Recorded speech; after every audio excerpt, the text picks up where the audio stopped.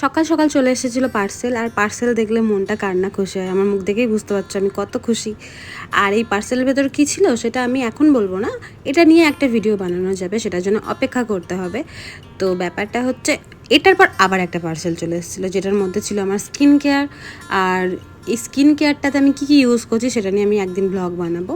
আর চলে এসছে আমার চম্পাকলি, কারণ আগের দিন একটু ঝগড়া হয়েছিল আমাদের, তো আজকে ভাব হয়ে গেছে। তো সেই জন্য আমরা ভেবেছিলাম একটু ডেটে যাব, আর সেই জন্য গেট রেডি টু আস মানে এরকম টাইপের কিছু একটা ভিডিও বানাবো।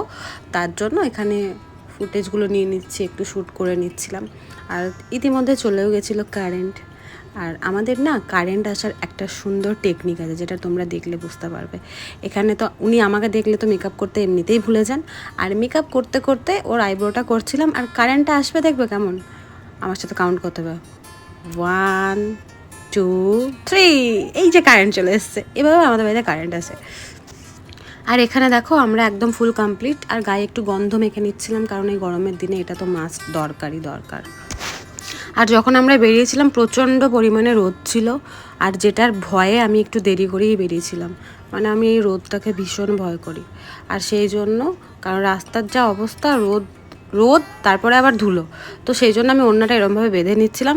এরকম সবাই করে, আর যারা করে না তারা প্লিজ করবে বেরোনোর আগে। আর এই যে আমরা 2 ডাকু মিলে চললাম ডাকাতি করতে বোলপুরে। আরে না ডাকাতি করতে যাচ্ছি না, আমরা ঘুরতে যাচ্ছি।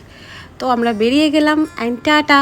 এবার নেমে ফোনটাও নিতে হবে, ঠিক আছে? এমনি বেরিয়ে চলে গেলে হবে না।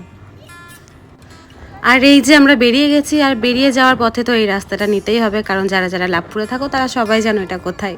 অ্যান্ড এই যে আমরা গাইজ, আমরা দেখে নাও একটু ভালো করে।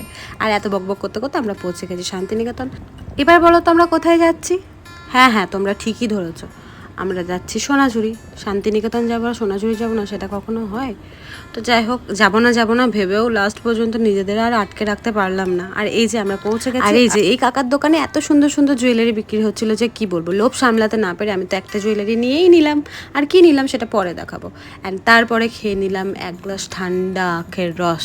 আর আমরা এতটাই পাগল, আখের রস খাওয়ার পর আমাদের ফুচকা খেতে মনে হয়ে গেল। আর তাই সায়নীকে, মানে আমার চম্পাকলিকে আমি হাতে বাটি ধরিয়ে দিলাম, যেটা আমার অনেক দিনের ইচ্ছা ছিল, আজকে পূরণ হয়ে গেল এই কাকার জন্য। আর আমিও একটা ধরে নিলাম শেষ পর্যন্ত, কারণ ফুচকা খেতে গেলে হাতে বাটি তো ধরতেই হবে। অ্যান্ড তারপরে আমার রিয়াকশানটা জাস্ট দেখবে ফুচকা খাওয়ার, মানে আমাকে কখন দেবে আর আমি কখন খাবো এই ভেবে, কারণ ফুচকা দেখলে আমি আর থাকতে পারি না। সব মেয়েরাই থাকতে পারে না আমার মনে হয়। এই যে আমার মুখটা দেখো, তোমরাও একটু খেয়ে নাও। যাই হোক, আমি খেয়ে নিলাম, তোমাদেরকে আর দিলাম না। অ্যান্ড তারপরে আমি চলে গেছিলাম আমরা কোপাই নদীর ধারে।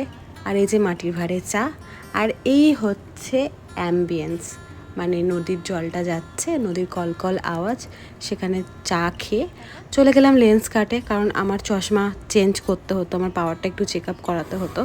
এখানে কোন ফ্রেমটা আমাকে ভালো লাগছে একটু কমেন্ট করে জানাবে তো, যারা দেখবে। আর যাই হোক, তারপরে চলে গেলাম আমি চেক আপ করাতে। আর এই যে এখানে আমি চেক আপ করাচ্ছিলাম, কিন্তু থ্যাঙ্ক গড আমার একটুও চোখের পাওয়ার বাড়েনি, অ্যাজ ইট ইজ যেরকম ছিল সেরকমই আছে। আর এই যে এই চশমাটা পরানোর পর কী যে ভয়ঙ্কর হাস্যকর লাগে নিজেকে দেখতে, সেটা আর নাই বা বললাম।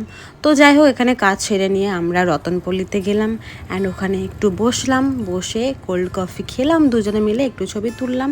তারপরে আমরা বেরিয়ে গেলাম বাড়ির উদ্দেশ্যে। আরও অনেক জিনিস করেছি, সেটা পরের ব্লগে দেখাবো। এবার বাড়ি যাই, নাহলে মা ভীষণ বকবে। Guys tata.